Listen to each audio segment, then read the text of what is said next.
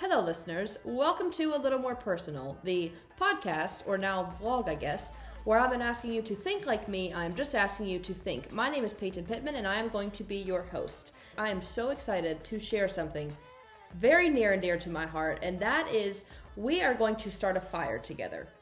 What are we going to start a fire with? Trash magazines, baby. Now, this woman, we all know Lisa Marie Presley, right? I think she's one of the most beautiful women to ever grace this planet. I have a real admiration for her. So, she signed my arm when I was 18 years old. I met her 3 times in person. Each time was just more special than the last one, but that first one she just stole my heart more than she had before. So, I had these beautiful encounters with her. She's tattooed on me for the rest of my life. I love her music. I'm a big fan of hers. I think she would have been an absolutely outstanding mother to all of her children. And it's really sweet to see in interviews when she talked about how much she loved being a mom, that was like her purpose. She wanted more kids, etc. Always talking about her kids. And I just love a good single mom, or just a mom in general.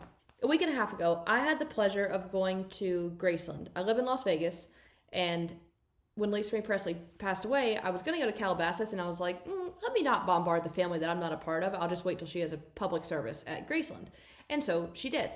I flew out of Las Vegas Saturday night on a red eye at 11:55 p.m. I went to Graceland, I went to Memphis for 7 hours, and I came back home. That's right, you live in Las Vegas, you can get a red eye just about anywhere in the continental U.S. at any point in time. So at the memorial service, there must have been, I'm going to say $100,000 worth of flowers surrounding this woman. There had to have been close to a mile-long line to go to the meditation garden where all of the Presley family is buried.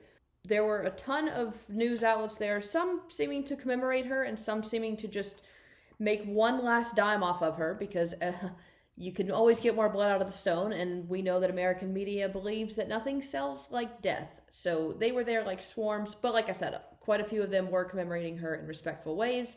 I missed the service, which this was the service pamphlet, and this was look at that lady. Oh, what a beaut. My goodness.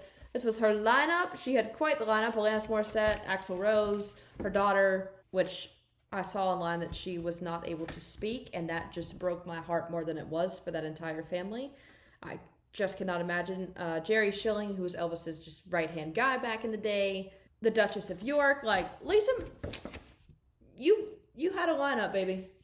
My flight did not get in until 10:16 that morning. The service started at 9 o'clock, so I missed the service in itself, but I was obviously still able to go see her burial site where she was buried next to her son, and it was incredibly sweet and somber.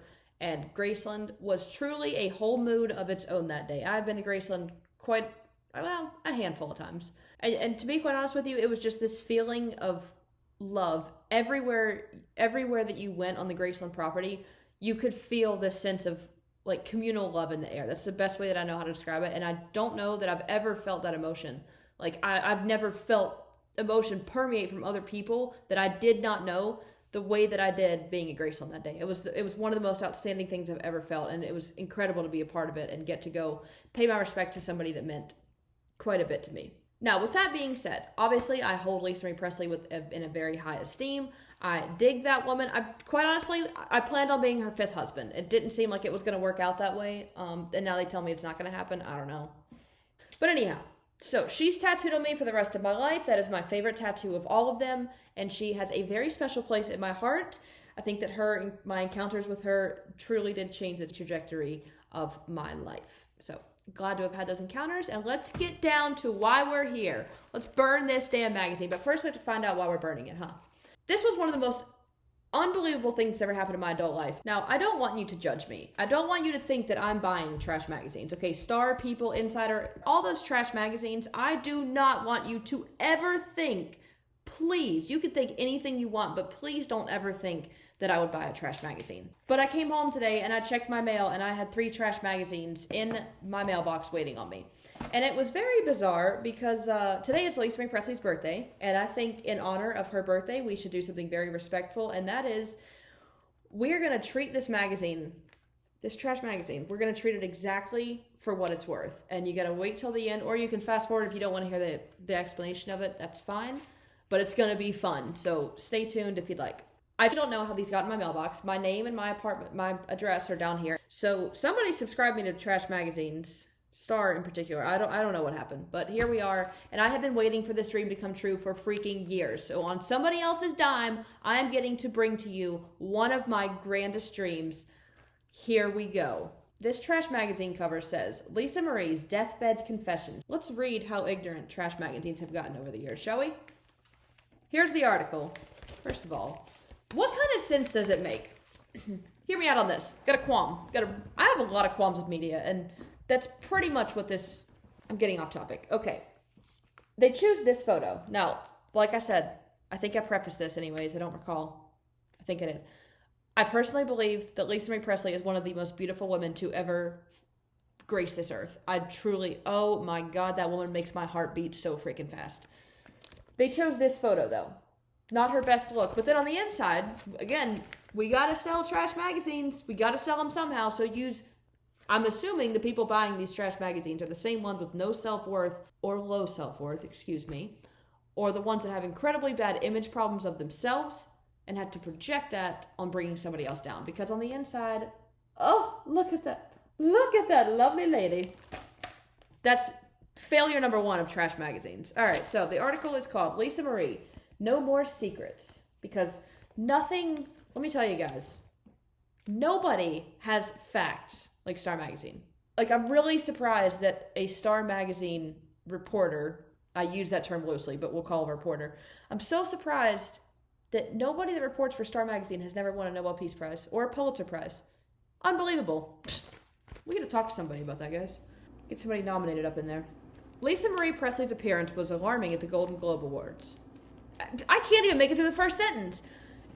It's alarming now because she's not alive. Like, nobody said anything about her performance or her presence at the time of it, but hindsight's 2020, we just didn't know. Shut the hell up. Goodness, this might be a long video, I don't know. Attending alongside her mother, Priscilla, to support actor Austin Butler for his portrayal of her late music icon dad in the 2022 film Elvis, Lisa Marie looked exhausted and thin and seemed unsteady on her feet. During an interview with Extra's Billy Bush, her speech was slurred and she needed to lean on longtime family friend Jerry Schilling in order to steady herself. Quote, she had a gray pallor to her face, a source tells Star. She didn't look like a healthy person. She wasn't. 2 days after the event, she was dead at age 54 following a suspected cardiac arrest January 12th. The troubled Star had been spiraling for years and essentially lost the will to live following her son Benjamin Keough's suicide in July 2020 at age 27. Quote, that was the nail in the coffin for her, says the source, noting that while Lisa Marie tried to hang on for the sake of her other kids, she shared Riley Keough, 33, and Benjamin with ex-husband Danny Keough, and twins Finley and Harper, 14, with ex-Michael Lockwood. She knew the end was near. As if sensed what was coming, she had been opening up about everything from her finances to her marriages and drug use, says the insider. Quote, toward the end of her life, Lisa Marie didn't want any more secrets, says the source. She wanted people to understand her pain. I just want to say this. I have to get this out. I have a 4-year-old niece, and I genuinely think that she could tell a better story and give a more credible insight than whoever this clown is, whoever this source is, this insider. Star Magazine, you have got to share your sources, man. They are knowledgeable. They are nitwits. Good grief. I'm trying to remain biased. I'm not trying to remain biased. Like, this is so ignorant. I just can't. But we're going to get through it. Bear with me. It's my first video. I learned to be quiet when I need to. All right. Lisa Marie had already used writing as a way to work through her issues. Quote, she found solace in writing things down, says the source. Through these confessionals, she was able to confront the past and understand things in a clearer light. To me, that quote just sounds like the first thing you learn in therapy. Write stuff. Write stuff down. Again, my 4-year-old niece, either she's way ahead of her time or these people are way behind. I'm not sure. I do know the answer to that. It's both. She addressed her past drug use, which started when she was a teenager, and the demons that drove her to addiction. Most recently, after she was prescribed opioids following the births of Finley and Harper in 2008. Quote, you may read this and wonder how, after losing people close to me, I also fell prey to opioids, Lisa Marie Presley wrote in the 2019 book about addiction. And this is back to the author's perspective. After all, her dad had overdosed at the age of 42 when Lisa Marie was 9 years old, and her second husband, Michael Jackson, died of acute propofol intoxication in 2009. Quote, Lisa Marie admitted to abusing her body very badly with, I don't think I can say this on YouTube, so white powder, opiates, and alcohol, says the source. It clearly took a toll on her health later in life. It was cathartic for her to revisit some painful memories, even her son's suicide death. Like, you don't say that her only son's suicide, or just her son in general, you don't say that would have, how do they say it? That would have been painful. I would have never imagined, like, I'm not a parent, and thank you, Star Magazine, because I never would have thought about the fact that I bet a son's suicide would really hurt. Riveting. Guys, I feel like I'm in a psychology class just reading this magazine. Quote, after Benjamin took his own life, it was very hard for her to get up every day, says the source, adding, Lisa Marie Presley died of a broken heart. There's no doubt about it. The source said she became reclusive after he died. She wouldn't leave the house for days except to run the girls to school. She would have laid in bed all day if it weren't for Harper and Finley. She had to be there for them. Again, I have to interject. Lisa Marie Presley has talked so many times in her entire life about how much she loves being a mother. And I'm going to give it to Lisa Marie Presley. I am willing to bet a lot that she was a fantastic mother. She seemed to be full of love. She seemed to instill confidence and self-worth in her children. She seemed to spend a lot of hands-on time with them. Like, all the stereotypical good mom boxes that you can check, I feel like Lisa Marie checked a lot of them. And I can't speak from experience, but I'm going to give her the benefit of the doubt that when she's talking about how much she loves her children in almost every single interview in her career, I'm going to say she's not just putting on a face to win over people that she doesn't need the approval of. But that's just me. I don't know. I'm not asking you to think like me. I'm just asking you to think. You know what feels really good is to think a little more personally. Like, put yourself in somebody else's shoes. That's the point of this podcast, vlog, whatever I'm doing with this right now. But put yourself in somebody else's shoes, think about their experiences. It's one of the most incredible things in the world is to give somebody else's experience validation and try and understand what it's like for them. So, let's trudge on through, shall we? In her final days, Lisa Marie also opened up about her love life, which was filled with ups and downs. She remained close with Danny. They lived together, and he reportedly attempted CPR on her while waiting on EMTs at their Calabasas, California home on the day she died. Her other romances were more complicated. She was often forced to defend her 2-year marriage to sexually ambiguous Michael Jackson, for example, insisting it was real and that they had been intimate. I don't know if you've ever watched a Michael Jackson, Lisa Marie Presley interview, but it's so uncomfortable when a talk show host, and it's only American talk show host that I've seen, anyways. It's only American talk show hosts that ask Lisa Marie Presley and Michael Jackson about their sex life, and it's so awkward. Guys, 1994, 96, whatever year they were married, 1992 to 1994. Boy, times were different. I don't think that no matter who married who in this day and age, we would be asking about their intimate life, if you will. But, it was a different time. Continuing. She once allegedly claimed they had an, quote, absolutely wild sex life filled with bizarre rituals, like him singing before having, don't know if I can say that on YouTube either, a climax. Like, what conversation are you having where that comes up? Who is posing? Because I highly doubt that this woman who is just married to this guy, right? Like, 2 legends married, but doesn't really matter. Like, it's just these 2 people that are married. I can't imagine that either one of them are just offering information during an interview being like, oh, you didn't ask, but, like, we have really good sex. Don't see that happening. Yikes. What's wrong, American interviewers? What are we doing here? Why are we so lost? Oh, they give us some more information. In parentheses, they say, his biographer, Michael Jackson's biographer, claimed he refused to let Lisa Marie see his naked body and would spring out of bed before she could turn on the lights and return in full makeup and a silk robe. Riveting. Oh, and here it is. We can't leave her dad out of it because, God forbid, Lisa Marie Presley have her own identity. So here we go. While Lisa Marie never shied away from talking about her famous dad, because everyone asked about it, don't worry, they weren't intelligent enough to include that. I added that. Trying to help them get to that Nobel Peace Prize, Pulitzer Prize track, you know? Alright, so continuing. While Lisa Marie never shied away from talking about her famous dad, she shared new details about how his death affected her. Quote, imagine how awful it was for a 9-year-old girl to find her loving and adoring father dead on the bathroom floor, says the source. First of all, she didn't find him.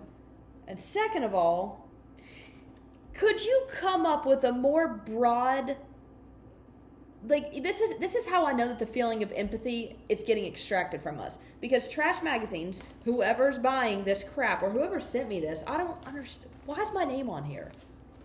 It's crazy. But the feeling of empathy is being extracted because instead of talking about what those emotions would be, this, again, I use this term loosely, but reporter says, imagine how awful it would be. Like, how awful it would be for a 9-year-old to find which, again, she didn't even find them. What the hell, guys? Where does this end, you know? Like, how bad does it get? How ignorant does it get? How simplistic does it get? Until we just say, nah, I'm good, man. I don't want this on my shelves anymore. Let me see something else. Like, let me tell you, Drew Barrymore, that woman's got it down. She reports positive, factual stuff and puts herself in somebody else's experiences. Drew Barrymore, all the way, all day. So we really get to understand how Lisa Marie was feeling when this source that apparently knew her at 9 years old understood that it was awful for her to apparently find her father that she never talked about finding. Who am I to say? You know, Star Magazine, they're full of scholars. All right, so we've got that insight. Everybody imagine how awful it was? Good. Quote, that picture could never be erased, or the moments that followed it. Lisa Marie was obsessed with death and always wondered if she might die early like Elvis did. She even set the record straight about long-standing rumors, including one about Elvis having a secret love child. In parentheses, though the family has denied the king, Elvis, obviously, had more than one child, at least 4 people have claimed to be his heirs. Nah, man, Elvis had 1 kid. Quote, it was therapeutic for Lisa to spill everything in detail, says the source. She didn't want to be an enigma when she died. Family members are doing their best to pick up the pieces as they mourn the loss of Lisa Marie. Graceland, the Memphis, Tennessee home where Elvis lived, has been passed on to her 3 daughters, though Lisa Marie is said to have been $16 million in debt. In 2018, she sued former business manager Barry Siegel, claiming he squandered her $100 million fortune, quote, through his reckless and negligent mismanagement and self-serving ambition. He did. While he insisted her lavish spending was to blame. In parentheses, in November 2022, legal documents showed Lisa Marie was out $92,000 a month on expenses, including $1,700 on a Maserati sports car. Her mother, Priscilla, 77, is focused on Riley, Finn, and Harper. Okay, don't get so comfortable, trash magazines. Do not call a child that you don't know, Finley. Don't be nicknaming her Finn. Stop that. That's creepy. I don't like that. Anyways, quote, Priscilla has suffered another grievous loss. First Elvis, then her grandson, and now her and Elvis's only child, says the source. She's heartbroken over the death of her beautiful daughter, but doing what she can to support the children. They are her main concern right now. You don't say. You know what? They did use the word heartbroken. I'll give them that. They used a word right in feelings, but that doesn't really encompass what it would be like to lose your grandson and your daughter. Like, the word heartbroken, I don't think conveys exactly what that emotion would be. I can't imagine that. I'm not a parent, and I'm good on that. But, you know, pick up a dictionary. I got a set of them over here. Pick up a freaking dictionary. You work at I would imagine that trash magazine offices, they've got to have a dictionary in there, right? And you just use the word heartbroken. Like, trash magazines do this incredible thing where they're trying to act like they are commiserating or sympathizing or empathizing, any of the above terms, right? They try and act like they're doing any of those things. But number one, all these trash magazines, every single one of them, and I've done this research to confirm this, every single trash magazine, and that does not even trash magazines, every single trash media outlet, E! News, TMZ, Star Magazine, Inquirer, Fox News, CNN, they have all across the board, Diane Sawyer, Oprah, these people have dragged Lisa Marie Presley through the mud her entire life. Again, this is not just about her career. This is her entire life. They have treated her as a dismal, undeserving, like half a person. Not even half a person, because it seems like only half of her was good enough to be Priscilla and the other half was good enough to be Elvis, but she was never actually good enough to be these things. Like, Lisa Marie Presley's entire identity seemed to be wrapped up in the fact that she was the daughter of these 2 legends. And that's it.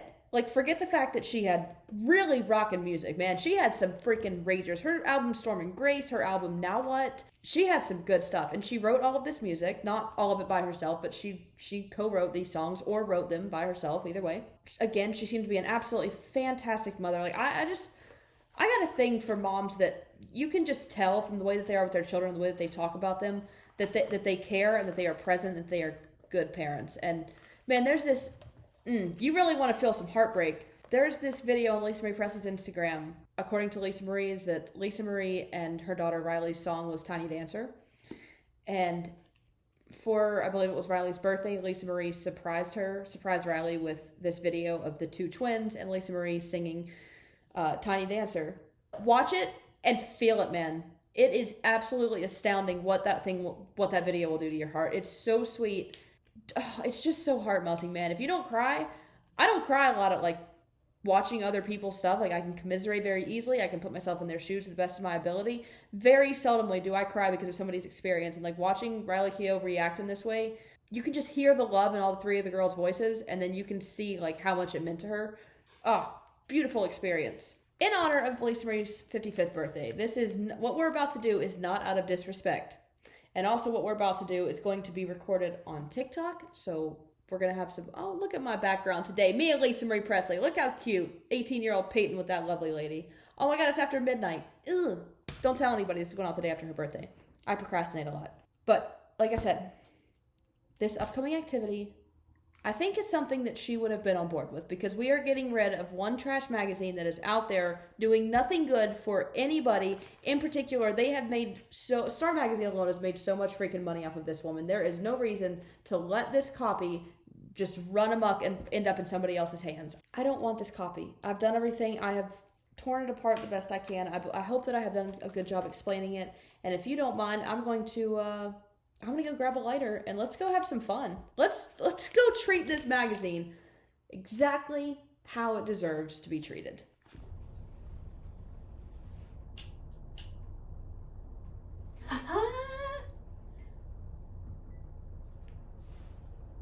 That is better. This is what I'm going to start doing every week on TikTok. Damn it, I need it to burn though. This trash magazine, feels good. Feels good.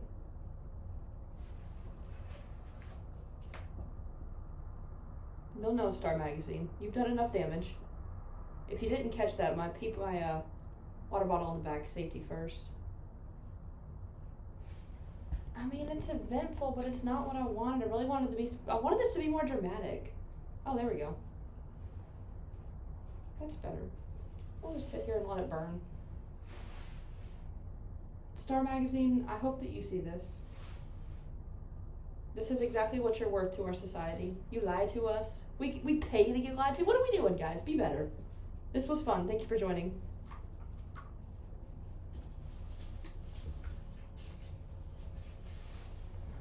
Well, I thoroughly enjoyed that. After thinking about it for 5 years, 6 years, however long it's been, it was as rewarding as I thought that it would be. Thank you all for coming along, and I will see you here for the next episode.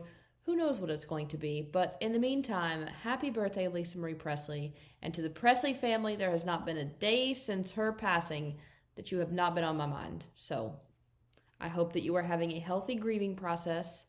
I hope that this video gave you both some laughs and some things to think about. In the meantime, party on, have the best damn day of your lives, and I'll see you here for the next episode. I am Peyton Pittman, and thank you for listening to A Little More Personal.